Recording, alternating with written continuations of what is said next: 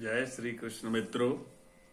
रमा एकादशी, वैसे तो सभी एकादशियों का बहुत बड़ा महत्व है। वैष्णव जन बिना एकादशी के तो अधूरे हैं। प्रत्येक व्यक्ति को एकादशी का व्रत अवश्य करना चाहिए।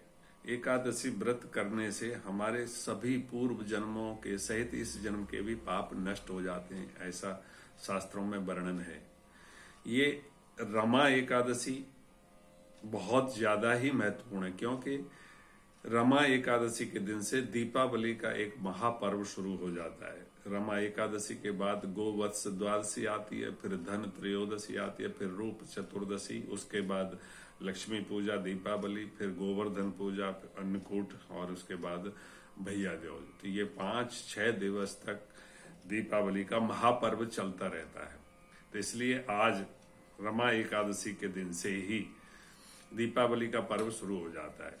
तो आज तो प्रत्येक व्यक्ति को अवश्य व्रत रखना चाहिए। कार्तिक मास का भी महत्व है और उसमें अगर एकादशी का व्रत भी कर लेता है व्यक्ति तो फिर तो क्या कहना है।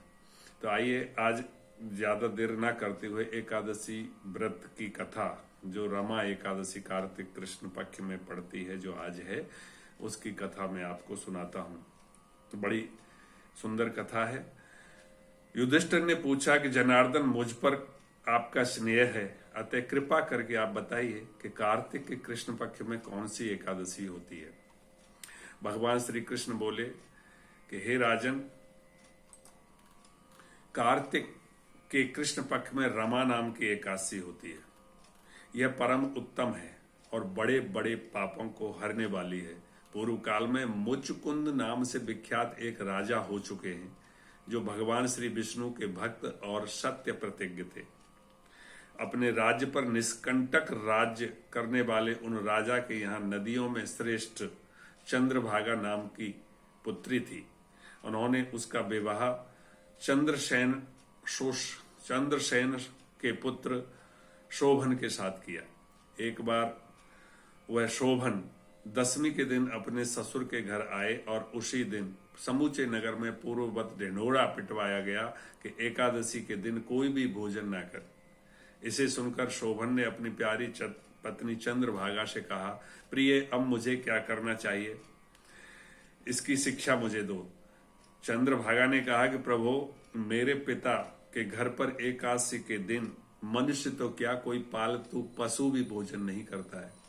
प्राणनाथ, यदि आप भोजन करेंगे तो आपकी बड़ी निंदा होगी, बड़ी बेइज्जती होगी। इस प्रकार मन में विचार करके अपने चित्त को दृढ़ कीजिए और एकादशी का व्रत कीजिए। शोभन ने कहा कि प्रिय, तुम्हारा कहना सत्य है, मैं भी उपवास करूंगा। दैव का जैसा विधान है वैसा ही होगा। ये जो शोभन थे बचपन से ही बहुत कमजोर प्रवृत्ति के व्यक्ति थे कि अगर उनको भोजन ना मिले तो ऐसी स्थिति उनकी कि उनको प्राणघात भी हो सकता है, इस तरह के थे। परंतु उन्होंने दृढ़ मन करके ऐसा निर्णय किया कि मैं भी इस एकादशी के व्रत को करूंगा। भगवान श्री कृष्ण कहते हैं कि इस प्रकार दृढ़ निश्चय करके शोभन ने व्रत के नियम का पालन तो किया, किंतु सूर्योदय होते होते ही उनका प्राणांत हो गया। राजा मुचकुंद ने शोभन का राजोचित दाह संस्कार कराया। चंद्रभागा भी पति का पारलौकिक कर्म करके पिता के ही घर में रहने लगी। हे नृपश्रेष्ठ, उधर शोभन इस व्रत के प्रभाव से मंदराचल के शिखर पर सबसे परम रमणीय बसे हुए देवपुर को प्राप्त हुए और वहां शोभन जैसे कुबेर राजा धनवान है, उसी तरह से एक दूसरे कुबेर की तरह शोभा पाने लगे। एक बार राजा मुचकुंद के नगर निवासी विख्यात ब्राह्मण सोम शर्मा उस मंदराचल पर्वत पर गए और वहां उन्हें ये देवपुर नगर दिखाई दिया। तो उसके अंदर राजा शोभन को देखा तो राजा के दामाद को वो पहचान कर उनके समीप गए। शोभन भी इस समय द्विजश्रेष्ठ सोम शर्मा को आया हुआ देखकर शीघ्र ही आसन से उठ खड़े हुए, उन्हें प्रणाम किया। फिर क्रमशः अपने ससुर राजा मुचकुंद, प्रिय पत्नी चंद्रभागा तथा सारे नगर का कुशल क्षेम पूछा। सोम शर्मा ने कहा कि राजन, वहां सब कुशल हैं। आश्चर्य है कि ऐसा सुंदर और विचित्र नगर तो कहीं किसी ने भी नहीं देखा। बताओ तो सही, आपको इस नगर की प्राप्ति कैसे हुई। शोभन बोले, दुजेंद्र, कार्तिक के कृष्ण पक्ष में जो रमा नाम की एकादशी होती है, उसी का व्रत करने से मुझे इस नगर की प्राप्ति हुई है। ब्राह्मण, मैंने श्रद्धाहीन होकर इस उत्तम व्रत का अनुष्ठान किया था, इसलिए मैं ऐसा मानता हूं कि यह नगर स्थायी नहीं है। आप मुचकुंद की सुंदरी कन्या चंद्रभागा से यह सारा वृत्तांत कहिएगा।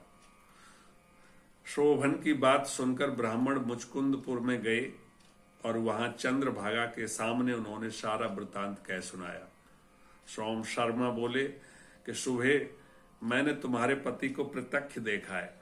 इंद्रपुरी के समान उनके दुर्धर्ष नगर का भी अवलोकन किया, किंतु वह नगर अस्थिर है, तुम उसको स्थिर बनाओ। चंद्रभागा ने कहा, हे ब्रह्मर्षि, मेरे मन में पति के दर्शन की अभिलाषा लगी हुई है, आप मुझे वहां ले चलिए। मैं अपने व्रत के पुण्य से उस नगर को स्थिर बनाऊंगी। भगवान श्री कृष्ण कहते हैं कि हे राजन, चंद्रभागा की बात सुनकर सोम शर्मा उसे साथ ले मंदराचल पर्वत के निकट उस देवपुर में गए जहां वामदेव मुनि का आश्रम था। वहां ऋषि के मंत्र की शक्ति तथा एकादशी सेवन के प्रभाव से चंद्रभागा का शरीर दिव्य हो गया तथा उसने दिव्य गति प्राप्त कर ली। इसके बाद वह पति के समीप गई। अपनी प्रिय पत्नी चंद्रभागा को आया हुआ देखकर शोभन को बड़ी प्रसन्नता हुई। उन्होंने उसे बुला करके अपने वाम भाग में आसन दिया और बैठाया। तदनंतर चंद्रभागा ने अपने प्रियतम से यह वचन कहा, नाथ, मैं हित की बात कहती हूँ, सुनिए। जब मैं 8 वर्ष से अधिक उम्र की हो गई, तब से लेकर आज तक मेरे द्वारा किए गए एकादशी के व्रत से जो भी पुण्य संचित हुआ है, उसके प्रभाव से यह नगर कल्प के अंत तक स्थिर रहेगा तथा इस प्रकार के मनोवांछित वैभव से समृद्धशाली रहेगा। नृपश्रेष्ठ, इस प्रकार रमा व्रत के प्रभाव से चंद्रभागा दिव्य भोग, दिव्य रूप और दिव्य आभूषणों से विभूषित हो गई और अपने पति के साथ मंदराचल के शिखर पर विहार करती है। राजन, मैंने तुम्हारे समक्ष रमा नामक एकादशी का वर्णन किया है। यह चिंतामणि तथा कामधेनु के समान सब मनोरथों को पूर्ण करने वाली है। जय श्री कृष्ण। हरि ओम।